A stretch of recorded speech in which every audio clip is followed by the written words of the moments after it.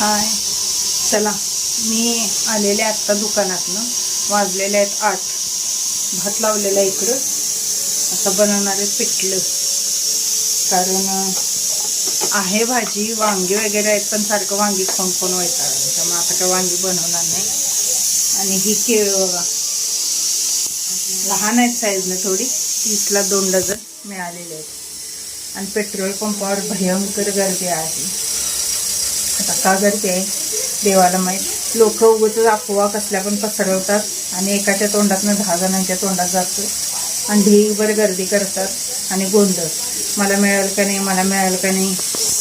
एवढी लोकांना हाव आहे काय विचारायला नको. गॅस टॉकीचं पण तसंच आहे. गॅस टॉकीचं पण ढीगभर गर्दी करतात. त्यांच्याकडे एक एक शिल्लक आहे, ती सुद्धा जाऊन आणायला आल्या. आणि ते पेट्रोल पंपावर तर मला मिळते का नाही कॅन भरून काय घरात नेऊन ठेवाल्यात. अवघड आहे. पेट्रोल डिझेलचे दर थोडे वाढलेले आहे. कसं पुढचं नियोजन आणि कसं पुढचं दिवस याच्यात कुणास ठाऊक. हे गेलेले दवाखान्यात. थोडासा हात इथनं त्यांचा दुखायला लागलेला. दवाखान्यात गेलेले. काल स्त्रीचं झालं तोपर्यंत ह्यांचं. मला रात्रभर झोप नाही, कारण की स्त्रीला ताप आलेला आणि त्याला झोपच लागत नाही. आणि त्यानं काय केलं, ताप आल्यामुळे त्याला जेवण गेलं नाही. ते गोळ्या खाल्ल्यामुळे ते हार्ड झालं.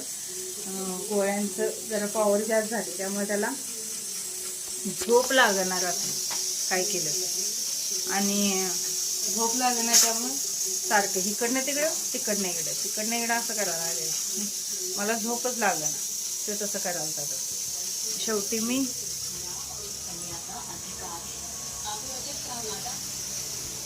उठले आणि त्याला दूध वगैरे गरम करून दिलं. रात्री त्याला कॉम्प्लॅन घातलं आणि दूध गरम करून दिलं 2:30 वाजता.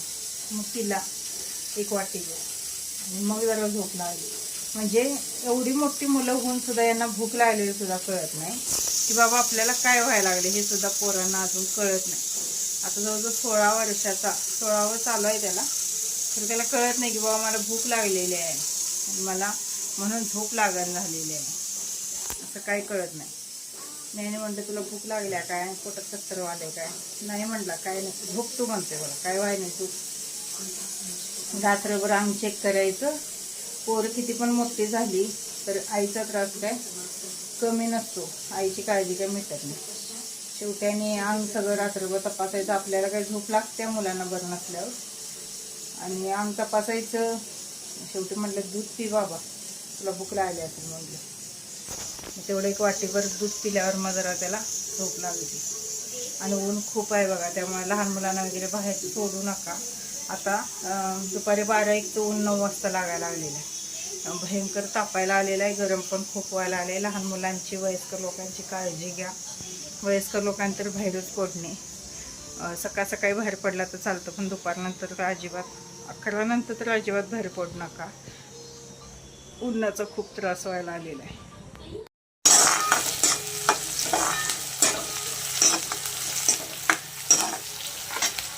सेंद्रिय हळद.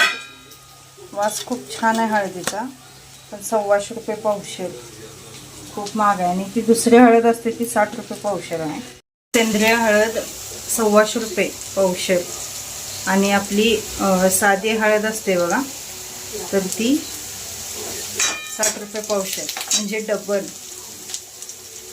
काय कशाला पैसे काढतील आणि काय. ही हळदसुद्धा 60 रुपये पावशेरनंच होती, तर 60चे 126 रुपये केले त्याने, 125 रुपये. म्हणजे केवढं डबल दर वाढवला आहे त्या हळदीचा. मी आणला म्हटलं कशाला आणला का, कारण अर्धा किलो हळद आली असते त्यात पावशेरच आली. सेंद्रियच्या नावाखाली पण लोक काय वाटेल ते करावं लागले. चला आता पिठलं बनवत आहे. पिठल्याला कांदा भरपूर घालायचा. आणि इथं मी आलं, कोथिंबीर आणि लसूण याची पेस्ट बनवलेली आहे. ते आता तेलात परतून घ्यायची. शेंगदाण्याचा कूट. कारण मी सांगत आहे, एका हातात मोबाईल धरून एका हातात मला शूटिंग करावं लागणार, कारण ट्रायपॉड मोडलेला आहे. तरी पण थोडं दाखवते मी. आलं लसूण घातला. आलं लसूण आणि कोथिंबीर असते पिठल्याला की म्हणजे स्वाद खूप छान येतो. म्हणजे आपण थापी वडी कशी बनवतो बघा, तशी टेस्ट येते. त्यामुळं आलं लसणाचा वापर हा पिठल्यात करायचा.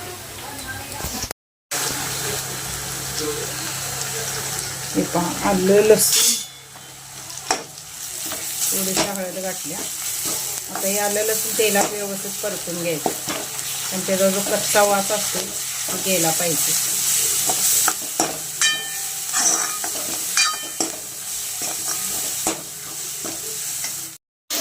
हा वास किती छान आलाय. आलं लसूण तेलात भाजले की खूप छान वास येतो, मस्त वास येते.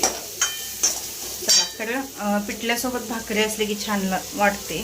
पण सकाळचं आता 4 चपातीचं पीठ आहे फ्रीजला ठेवलेलं, त्यातच अनेक 4 चपातीचं मळणार आणि चपात्याच करणार. कारण चपाती जर राहील तर यांना सकाळी चहा चपाती खाऊन जाता येते, त्या हिशोबानं आणखीन 4 चपात्याच करतो. आता हे व्यवस्थित तेलात भाजलं की आपण यात पाणी ओतायचं. तुम्हाला आता पिठलं कसं घट्ट पाहिजे किंवा रबरबीत पाहिजे त्या हिशोबाने पाणी घालायचं. आलं लसूण मी यात बारीक केलेलं होतं, तर बोलत बोलत मी त्यात चटणी घालायला विसरले. चटणी घालायला पाहिजे किती नाही तर जाणे असेल तर द्या म्हणाल की आहे त्या बायकाच नाही द्यायला पैसे नाहीत म्हटलं.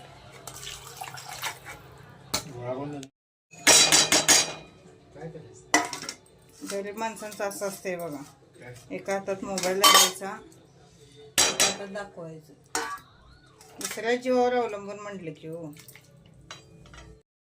का सांगा.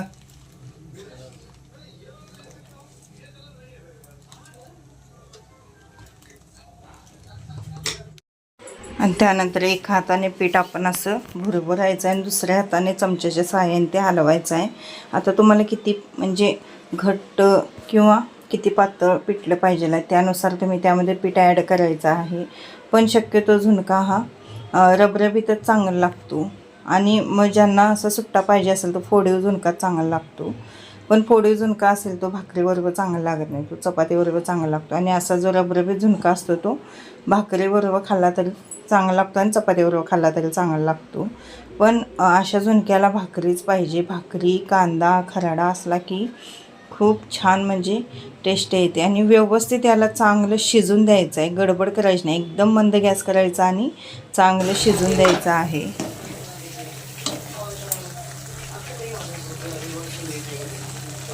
मी किचन ओट्यावर कसं उडले बघा, पिठलं मस्त झालेलं आहे.